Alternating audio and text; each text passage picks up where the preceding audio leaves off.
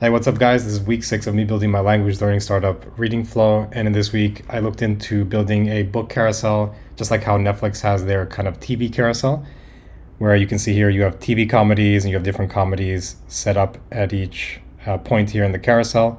And you have new releases and movies and TV shows. I would really like something like this for READINGFLO, where you would have different types of books instead of these TV shows.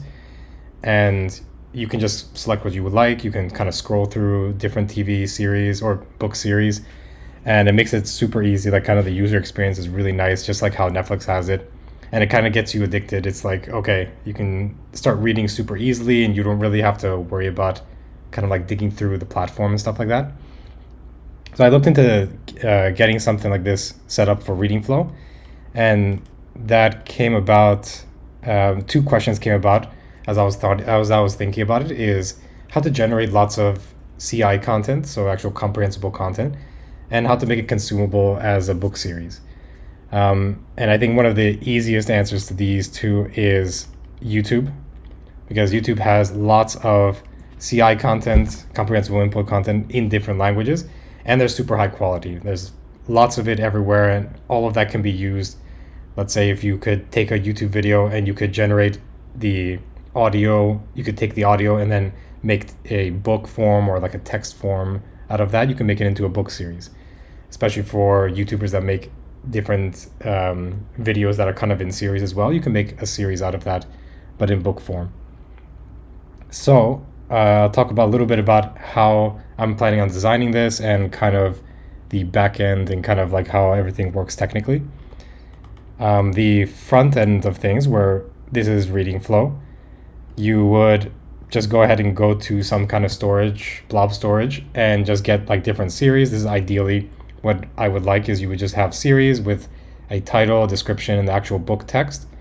And then you can just give that back to your front end application. In this case, it's READINGFLO. And then you can just paint the UI and just kind of design this really nice carousel for the user. And what's really nice about this is that you have a super nice UI, super easy to use for the user. It's like a really nice user experience. And also you get these two benefits of super high quality, comprehensible input for learners. And you have lots of options for different types of content. So if you don't, let's say you don't like a certain type of series, you have lots of other series that can be generated if you just grab those actual like series from YouTube. And the front end is quite simple, actually. It's not too complicated. I think the more interesting part is the back end and kind of how I'll actually generate all of these books and book series. But the idea is that I would have some kind of a seed script where I would feed it different YouTube URLs to get prepped. So I would give this would be some kind of script that I would write. I would send this over to a queue, and you can use any type of queue, like let's say AWS, SQS, or you can use really anything that's kind of like a queue, asynchronous queue. And what you would do is you would push those URLs, they would be set up on your queue, and your workers would do this series of tasks. They would download the YouTube audio from that YouTube video. They would grab the metadata, let's say title, the thumbnail, and a bunch of other stuff like that.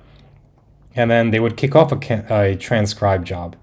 So now that you have the audio, you would need to transcribe the audio into like some kind of a text. And there's a lot of different services. You can use OpenAI's transcribe service. You can use, even AWS has a transcribe service as well. But pretty much you would get some kind of text form from the audio that comes from the YouTube video. And from there, what you would do is you have another set of users that would take the transcribed video. They would go ahead and grab that as soon as it gets finished, and they would move it over to a blob storage, which is the blob storage that you would actually grab your series from. And it would look something like this. Every video ID will have its title, its description, its book text that comes from that video ID. And it's really nice. It comes in just a big list. You can just grab them and use them on the front-end UI. And some of the benefits here is that you would have asynchronous processing across like all the URLs, so you can have everything kind of ready for the UI, and this kind of all go behind the scenes. It doesn't really have to, the user doesn't have to actually do this on their, like on the application itself. This will all just happen behind the scenes. I would feed maybe, let's say, 100 or 200 different URLs, and that would generate me a bunch of stuff, a bunch of like different video and book series that I can grab from my blob storage. And as you can see here, it supports lots of URLs because you could just put everything into the queue, and then this will just go through the entire process until it gets to this blob storage. And what's really nice is that you can scale each one of these components independently. So you can have your queue, your workers can scale up as you need to service your queue. And in my case, at least, I'm not going to be putting thousands and thousands of videos. At least I'll be just doing maybe a couple hundred or so like that. So in terms of that, the scale is not going to be super huge, but at least in this design, you can actually scale up if you want to. So you can scale up your workers, you can scale up these workers, the blob storage will scale infinitely. And then you have your queue as well, which will contain everything. And that queue won't actually have like too many entries, which is good, at least in this stage for READINGFLO. The disadvantages is that you have to actually manually seed here. So you have to actually go to your script and actually insert the URLs that you want into the script to actually get them seeded into your queue, which I think is fine right now because, as I mentioned, it's only going to be a couple hundred videos. In the worst case, at least right now when everything is kind of starting up for READINGFLO. Another thing is that visibility is kind of difficult because kind of anything could go wrong in any of this process. So it's kind of difficult to see where the issue could lie. So the idea is that I would have to configure different logs, monitoring, and track where there's like failed URLs. Some of the ideas you can do here is you could have like a dead letter queue on your queue, which will have all of the failed URLs, and they will go to some kind of queue like down here. And you can process them afterwards and kind of do some like analytics or investigation why they failed. Another thing is that your workers can have more logging on it, so that way you would have maybe some kind of external service that kind of watches your workers and keeps IDs and checks to see what is actually going on in your workers. And I think those are the two main parts, like at least having your workers properly logged and your queue having some kind of a dead letter queue. But I think that would kind of cover this case. And another case is that deployments are kind of tough, especially if you're using like, let's say, serverless functions for your workers. I'm planning on using serverless functions for my workers, and deploying stuff like grabbing dependencies and actually putting them onto the worker is a little bit difficult because you're only given like kind of one function file to actually write your like application logic instead of like having an actual server where you can put like a bunch of stuff and grab dependencies everywhere. But the idea is that you would have to zip deploy to this worker every single time, which you have to manually test it. That's another kind of like beast in itself.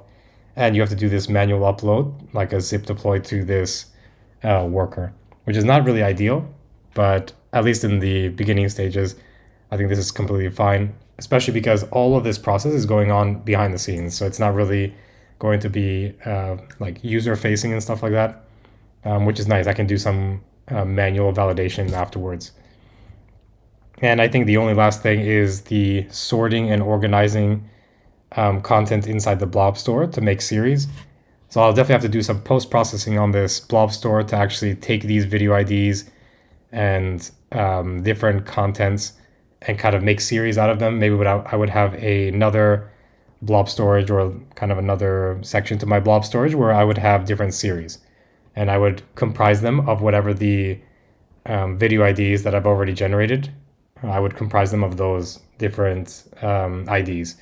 And I can create, whatever kind of series I want. And I can do this kind of as a post-processing step. But I think at least having this kind of process is really nice, at least in these beginning stages, because now I can kind of seed I can actually seed READINGFLO with lots of different content. And it'll be super useful because now people can actually start using it at like kind of a larger scale. You can really read lots and lots of content, which I think right now is something I'm really focused on, is getting lots of content on the site and kind of keeping it super high quality. I think those are the two main things I really want to kind of focus on in these next couple of weeks.